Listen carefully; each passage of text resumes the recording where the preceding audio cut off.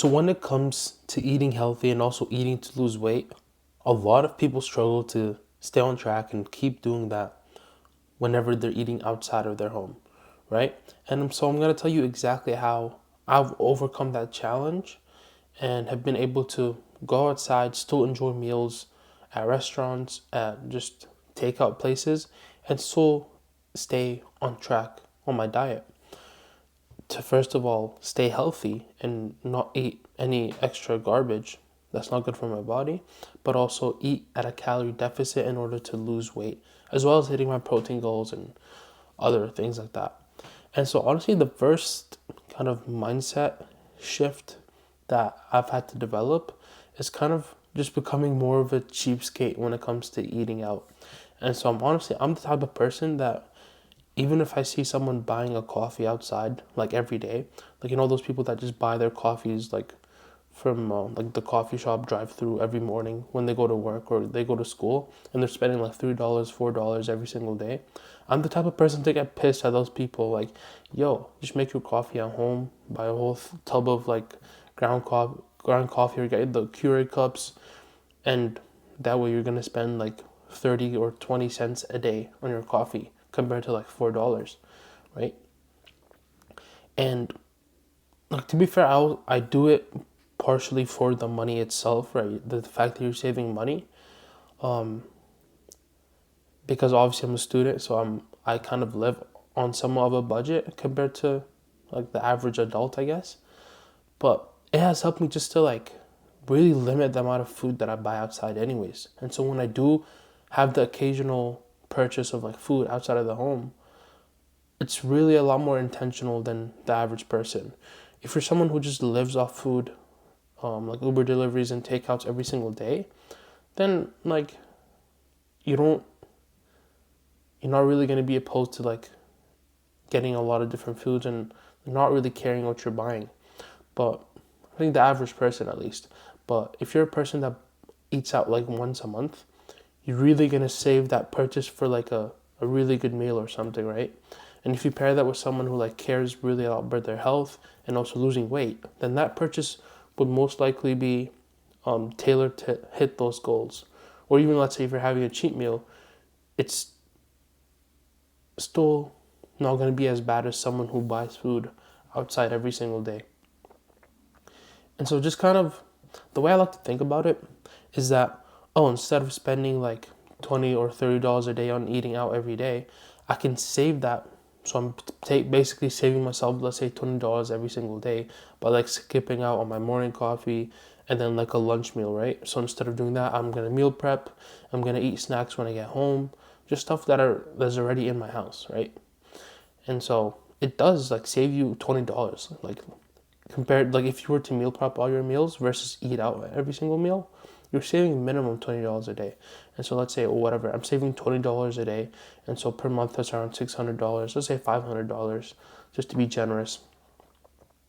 And so instead of that, I like to like travel and go to on road trips and go to different countries every 3 to 4 months, right? Whenever I have breaks at school. And so instead of spending the same amount of money on food, I could, first of all, get healthier and potentially also lose more weight by eating at home, and then also get to have new experiences, go to different countries, see different places for kind of the same amount of money, right? Maybe even less. And so that's kind of my mindset. And then I guess once you've developed that, you're already going to have a much better and more effective mindset and intention when you do go outside for that occasional meal, right? And so the way I like to structure my day when I know I'm going out to eat, because I did this earlier this week. I went to it was a nice like fine dining restaurant, and so like automatically those places honestly are better because they usually use like real ingredients for the most part, especially if it's not dessert. If you're looking at um, like the main meals or appetizers, usually they just use real food, right? Like real plants, real meats, stuff like that.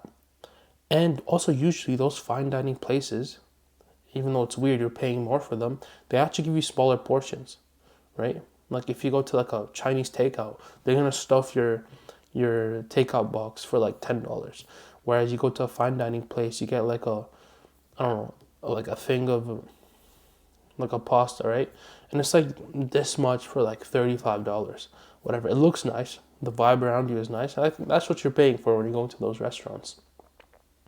And so I think if you skip out on going to like the fast food places or like the corner stores, the Chinese takeouts, you could still go there. But I feel like if you go to the some of the nicer restaurants, which I mean is also nice just going out for that experience anyways, it's a lot easier to like stick to eating healthy and also not overeating when you go to those places. And so I went to one of those places, and then what I did in order to prepare myself was I first of all just looked at the menu the morning of the day, right? And so instead of looking at the menu once I got to the restaurant, I've learned this tip from people online. It was like, just look at the menu before you go. So that way you already know what you're gonna pick, like what you're gonna order when you're there. Because that way you can kind of like um, use more logic, right? Whenever you're choosing, because if you're looking at the menu and you have like 2 minutes to decide, like a lot of times you're just gonna decide based on what sounds the best, the most tasty, this and that, right? Which I mean is cool, but like if you're doing that at the expense of like eating 2,000 calories or not eating the healthiest food per se, then that might not be the best decision, right? Because at the end of the day, all the food is going to be tasty for the most part, right? So it depends what you're willing to sacrifice. And so I looked at the menu literally in the morning. We were going at like 4 p.m. I looked at it maybe at 8 a.m. or something.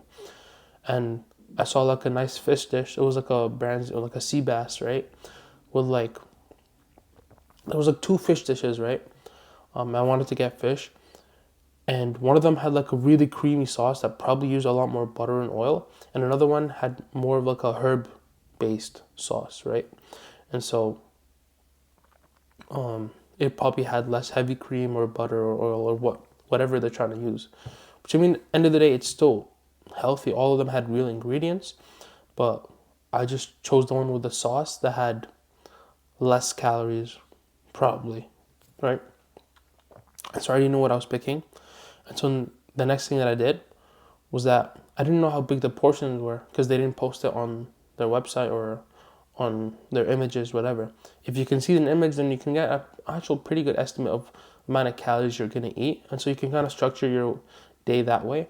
But what I did was I just didn't really eat much. I just drank a black coffee, drank a bunch of water, kept myself full.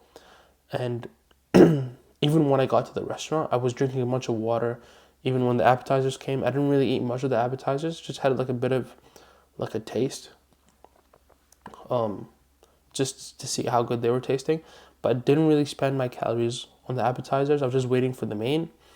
And once I got there, then I can like low-key kind of like estimate the mass or like the weight of like the fish, the weight of the sauce, the vegetables on the side. Or I mean, I just have Macro Factor, which is a calorie tracking thing. I'm not sponsored anyways, but it's just an app that I have and it has an AI feature. So I just like kind of estimated the calories and kind of adjusted the weight of the ingredients to make sure it's a pretty good estimate.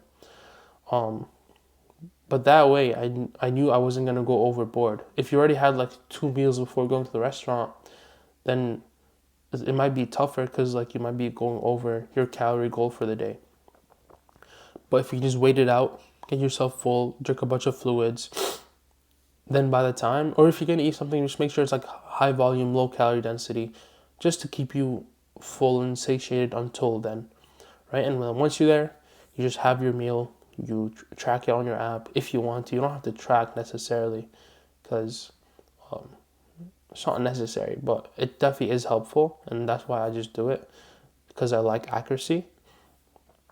And even with the sauce itself, you can even ask for the sauce to be on the side if you want, but it wasn't that deep for me at least.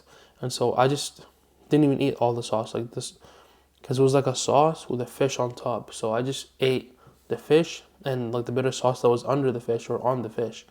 But then I just left the ones on like the sauce bit on the side of the plate, because like I don't really need to, like it's not much of a difference, and I'm just getting extra calories just for drinking sauce, right? And so after that, after estimating the calories I ate there, once I got home, then I consumed the rest of my calories with like other food that I wanted. Um, and that's pretty much exactly how I at least approach eating out, and how I keep it as healthy as possible.